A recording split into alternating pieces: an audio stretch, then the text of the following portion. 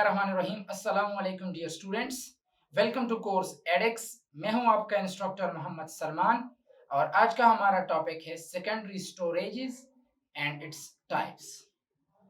अच्छा देखिए, previous topics में हम मेमोरीज के बारे में पढ़ रहे थे कि मेमोरी को तीन हिस्सों में तकसीम किया गया है: internal processor memory, primary memory and secondary storage. Internal processor memories वो मेमोरीज हैं जो सीपीयू के अंदर लाइज करते हैं, सीपीयू की अपनी मेमोरीज।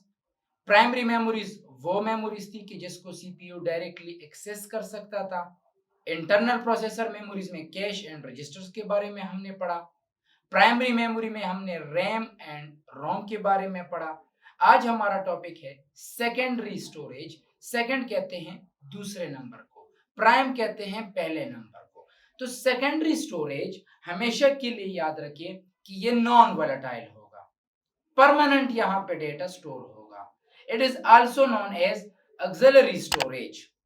सीपीयू जब यहां से डेटा एक्सेस करेगा तो इनडायरेक्टली एक्सेस करेगा, through some input output channels access करेगा। इन सेकेंडरी स्टोरेज की कैपेसिटी हाई होती है, इसमें ज्यादा डेटा स्टोर होता है। जैसे कि अगर आपको मेरी एक एग्जांपल याद हो, ये पूरा कॉलेज सेकेंडरी स्टोरेज है, ये कमरा प्राइमरी मेमोरी है, मैं सीपीयू हूं, मेरे जेबों में जो डेटा आता है वो इंटरनल प्रोसेसर मेमोरी है। तो इस सबसे ज्यादा डेटा कहां पे स्टोर होता है? पूरे कॉलेज में। तो सेकेंडरी स्टोरेज की जो कैपेसिटी है ये बहुत ज्यादा हाई है, it goes two terabyte. Primary memory GB में होता है, internal processor memory cache MB में होता है, रजिस्टर बाइट्स में होते हैं। तो सबसे ज्यादा डेटा जो स्टोर होता है वो सेकेंडरी स्टोरेज में स्टोर होता है। They are cost effective as compare to main memory. वही बात हो रही है, अगर आप लेट सपोज 16 जीबी आप रैम खरीदें, 16 जीबी आप हार्ड डिस्क खरीदें, तो रैम महंगा होगा, हार्ड डिस्क आपका सस्ता होगा। यहाँ पे आप कुछ सेकेंडरी स्टोरेजेस देख सकते हैं। तो ये सेकेंडरी स्टोरेजेस आप जो आपको स्क्रीन पे नजर आ रहे हैं, ये सारे सेकेंडरी स्टोरेजेस हैं, ये परमानेंटली डेटा स्टोर करते हैं। अच्छा, अब ये स्टोरेज का अपना एक सिस्टम होता है कि यहाँ पे जो डेटा स्टोर होता है आपने उसको एक्सेस भी करना होता है, आपने यहाँ पे कुछ डेटा डालना भी होता है। It is a storage system where the data is stored and accessed in a linear form।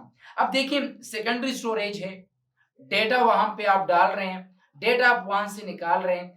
तो आपका डेटा कैसे वहां से निकल रहा है और कैसे आप वहां पे डेटा डाल रहे हैं, यहाँ पे सीक्वेंशियल एक्सेस से ये मुराद है कि इसमें जो आप डेटा डाल रहे हैं वो एक प्रॉपर सीक्वेंस में होगा, एक लीनियर फॉर्मेट में होगा। ऐसा नहीं है कि आप इसमें रैंडमली डेटा डाल दें। आपने जब यहाँ पे डेटा डालना है तो एक तरतीब से डालना है। चलो मिसाल के तौर पे मैं आपको एक एग्जांपल दे देता हूँ। एक क्लास है, वहां पे सारे चेयर्स पड़े हैं, तो वहां पे इस तरह नहीं है कि कोई बंदा बस रैंडमली ही बैठ जाए। आपने सब बच्चों को तरतीब से बैठाना है, पहले एक बच्चा, फिर उसके साथ दूसरा, फिर तीसरा, फिर चौथा, फिर पांचवा, और जब आपने इनको निकालना है फिर भी आपने तरतीब से निकालना है। तो इसी तरह हमारे पास सीक्वेंशियल एक्सेस की एग्जांपल है मैग्नेटिक टेप। मैग्नेटिक टेप में जब आप डेटा डाल रहे हैं तो आप कैसे डेटा डालेंगे? आपने लेट सपोज आपने इसमें डाल दिया song number 1, song number 2, song number 3, 4, 5, 6 up to 10। Let suppose आपने एक कैसेट में 10 गाने डाले, लेकिन अब आप इसको निकालना चाहते हैं। तो ऐसा नहीं है कि आप डायरेक्टली 5 नंबर गाना, नहीं, आपने पहले गाना नंबर 1, फिर 2, फिर 3, फिर 4, जो आपने पहले डाला था वहां पे पहले पड़ा रहेगा, फिर दूसरा, फिर तीसरा। तो इसमें एक तरतीब होती है और आपने तरतीब से ही डेटा निकलवाना होगा, और वो तरतीब पहले से प्री डिफाइन होगा। आप इसमें ऐसा नहीं कर सकते कि आप इसमें बीच में बस कुछ गाने छोड़ दे और आप जंप लगा दे। मैं आपको एक दूसरा एग्जांपल दे देता हूं डेली लाइफ की। मिसाल के तौर पर आपके पास एक किताब है, उस किताब का कोई इंडेक्स नहीं, टेबल ऑफ कंटेंट्स नहीं, और आप उसमें एक टॉपिक निकलवाना चाहते हैं। तो आप क्या करेंगे? आप एक एक सफा पलट कर देखेंगे, एक सफा, फिर दूसरा, फिर तीसरा, फिर चौथा। इसी तरह आप सीक्वेंशियल एक्सेस की भी आप एक एग्जांपल ले सकते हैं कि इसमें अवॉइड करना आपकी बस की बात नहीं है कि आप इसमें बीच में 4-5 पेजेस अवॉइड कर लें और डायरेक्ट जंप लगाएं। दूसरे नंबर पे हमारे पास है डायरेक्ट एक्सेस। एक सीक्वेंशियल एक्सेस था, एक डायरेक्ट एक्सेस था। तो डायरेक्ट एक्सेस को हम रैंडम एक्सेस भी कहते हैं। इसमें डेटा रीड और एक्सेस, मतलब रीड और राइट डायरेक्टली होता है। आप इसमें रैंडमली किसी भी पोर्शन पे डेटा डाल सकते हैं, किसी भी पोर्शन से आप डेटा निकलवा सकते हैं। चलो मिसाल के तौर पर वही क्लास है, बस बच्चे अपनी मर्जी से आते हैं, जहां पे उनकी मर्जी होती है बैठ जाते हैं। फिर आपकी मर्जी, आप किसी भी बंदे को टाइम, पहले बंदे को, आखिरी बंदे को, दरमियान वाले बंदे को। तो इसी तरह इसकी एग्जांपल आपके पास है हार्ड डिस्क, या आप यूएसबी फ्लैश ड्राइव जो भी आप ले लें। तो हार्ड डिस्क में लेट सपोज अगर आपने 10 गाने डाले, तो इस तरह नहीं है कि आपने पहले एक नंबर गाना लगाना होगा, फिर दूसरा, फिर तीसरा, नहीं।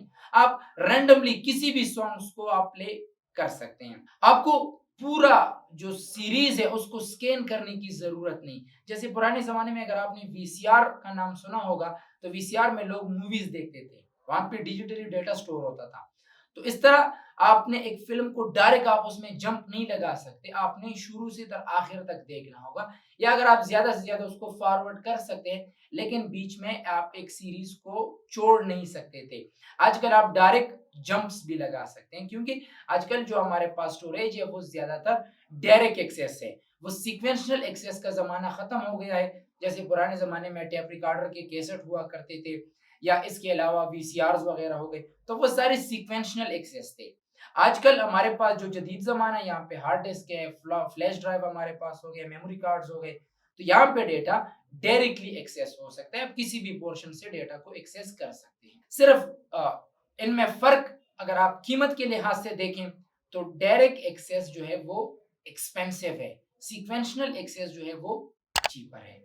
तो ये था आज का हमारा टॉपिक। इंशाल्लाह see you in next lecture. Thank you very much.